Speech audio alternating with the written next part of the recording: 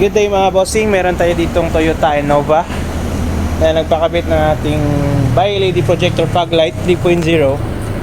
Ito siya. So mga boss, ginawa namin dito since wala tong stock na fog light, ay kinonect namin yung fog light ito.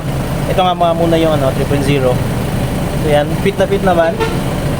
Dito sa kabila 3.0, super white yung color. Ayan. Fit na fit siya. May kasamang shroud. So ito yung output niya, oh. Kita nyo naman yung traditional na halogen ng stock na Innova compared sa ating fog light.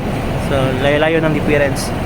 So again mga boss, wala tong stock na fog light. So ginawa namin, ilagay namin to sa low beam.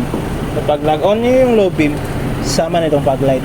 And then kagandahan pa rin nito is meron ditong high beam feature. Yun, pag nag high beam yung headlight, nag high beam na rin yung fog light. Kinonect din namin yan. So, all in one mga boss. Pwedeng pwede kahit walang fog light yung sasakyan nyo. Ito na lang yung i-upgrade nyo. Lagyan natin yung projector yan. So, very useful. Napakalakas na ng ilaw.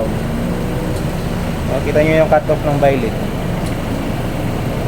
So again, pwedeng pwede mga boss ha. Innova, Toyota Innova, bagong bago pa lang to.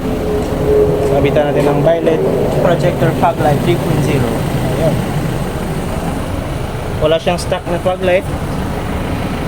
Ang ginawa na lang na paraan, connected sa lobby. Ayan mga boss, for more information na lang about sa product, bisita natin sa shop, Shell Bada yung landmark natin. Ito yung shop namin, Andres Autos Accessories. Ayan mga boss, katabi price gas mga boss. Ito yung unit ni sir, 1K mileage pa lang to, batang bata, pakabit na ng violet.